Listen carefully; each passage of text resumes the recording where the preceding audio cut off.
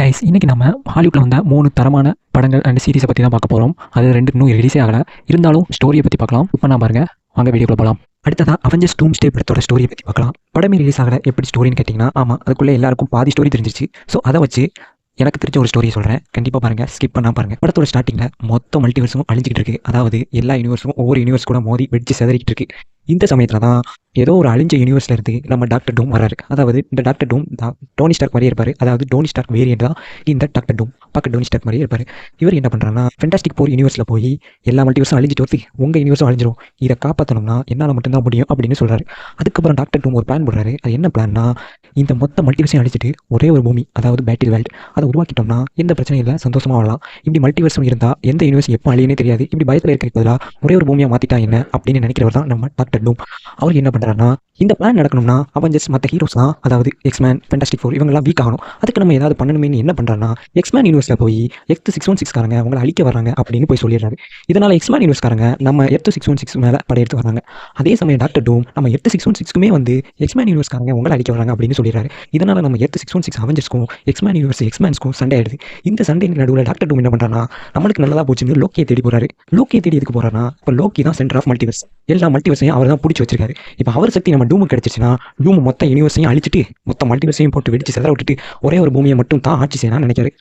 அந்த பிளான் அவர் எக்ஸிக்யூட் பண்ண போகும்போது இங்கே சண்டை போட்டுட்டு இருந்த அவெஞ்சர்ஸ்க்கும் எக்ஸ்மேன்ஸ்க்கும் தெரிய வந்துருச்சு, நம்ம தான் சண்டை போட்டுட்டு தப்பு எல்லாத்துக்கான டூம் தான் நினைச்சு டூமை தேடி போகிறதுக்குள்ள டூம் அவருடைய பிளானை பண்ணிட்டாரு. அதாவது மொத்த மல்டிவர்ஸையும் வெடிச்சு செதற விட்டு அதில் வெடிச்சு செதன பாங்களை ஒன்றா சேர்த்து ஒரு பூமியை உருவாக்கிறாரு. அதுக்குள்ள நம்ம அவெஞ்சர்ஸ், எக்ஸ்மேன், ஃபென்டாஸ்டிக் ஃபோர் எல்லாரும் வந்துடுறாங்க. இப்போ ஒரே ஒரு பூமி தான் அதை ஆட்சி செய்து டாக்டர் டூம், அதுக்கு கீழே தான் எல்லாருமே இருக்காங்க. இப்படியே பட முடியுது. அதாவது டூம் ஜெயிச்சிட்டாரு, நம்ம அவெஞ்சர்ஸ் அது மற்ற ஹீரோஸ்லாம் தோத்துட்டாங்க. இதுக்கு அடுத்து தான் சீக்ரெட் வார்ஸ். இதோட இந்த படம் முடியுது. இப்படி தான் இருக்கும்னு நான் நினைக்கிறேன்.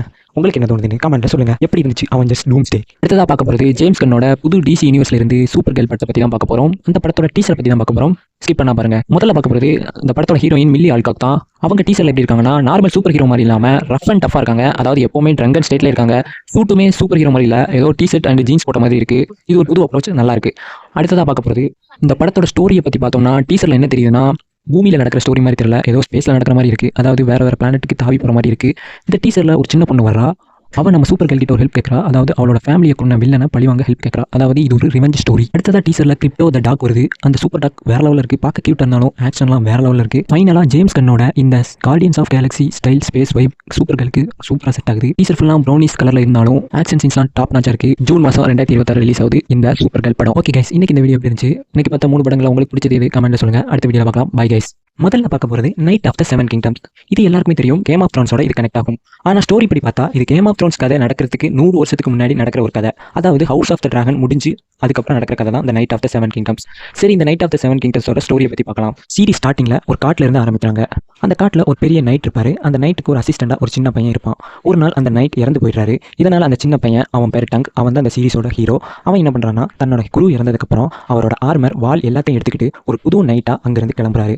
அங்கேருந்து கிளம்பி ஒரு கடையில் சாப்பிட்டுக்கிட்டு இருக்கும்போது ஒரு சின்ன பையனை பார்க்குறாரு. அந்த சின்ன பையன் மொட்டை அடிச்சிருக்கான். அவன் பேர் எக். அவனை பார்த்தோன்னே நம்ம டங்குக்கு ரொம்ப பிடிச்சி போயிருது. அவனை தன்னோட அசிஸ்டண்டாக எடுத்துக்கிறாரு. அதுக்கப்புறம் நம்ம டங்கும் அந்த சின்ன பையன் எக்கும் சேர்ந்து ஒரு பெரிய டோர்னாமெண்ட்டுக்கு வராங்க. அந்த டோர்னாமெண்ட்டுக்கு இப்போ ராஜாக்களாக இருக்கிற டார்கெரியன் வம்சத்தை சேர்ந்த நிறைய இளவரசர்கள் வந்திருக்காங்க.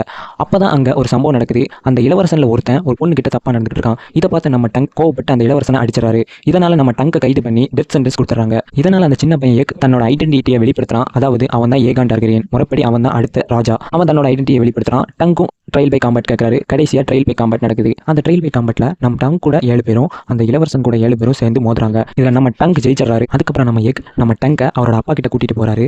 ஆனால் எக் என்ன சொல்றாருன்னா, நான் டங்கு கூடவே சேர்ந்து சுத்துறேன், மக்களை பற்றி தெரிஞ்சுக்க முடியும், அவங்களோட குறைகள், அவங்க எப்படிலாம் கஷ்டப்படுறாங்கன்னு தெரிஞ்சுக்க முடியும்னு சொல்றான். இதனால ராஜாவும் ஒத்துக்கிறாரு. நம்ம டங்கும் எக்கும் அங்கேருந்து கிளம்புறாங்க. இதுக்கப்புறம் நம்ம டங்கும் எக்கும் எப்படிலாம் அட்வென்ச்சர் பண்ணுறாங்க அதை பற்றி தான் இந்த சீரிஸ் ஃபுல்லாக இருக்கும். இப்போ நான் சொன்னது ஃபர்ஸ்ட் 6 எபிசோட், அதாவது மொதல் சீசன். ரொம்ப சிம்பிளாக சொல்லியிருக்கேன். ஆனால் நீங்கள் சீரிஸ் பார்த்தா தான் ஃபுல் எக்ஸ்பீரியன்ஸ் கிடைக்கும். கண்டிப்பாக பாருங்கள், தமிழ் டப்பில் இருக்குது.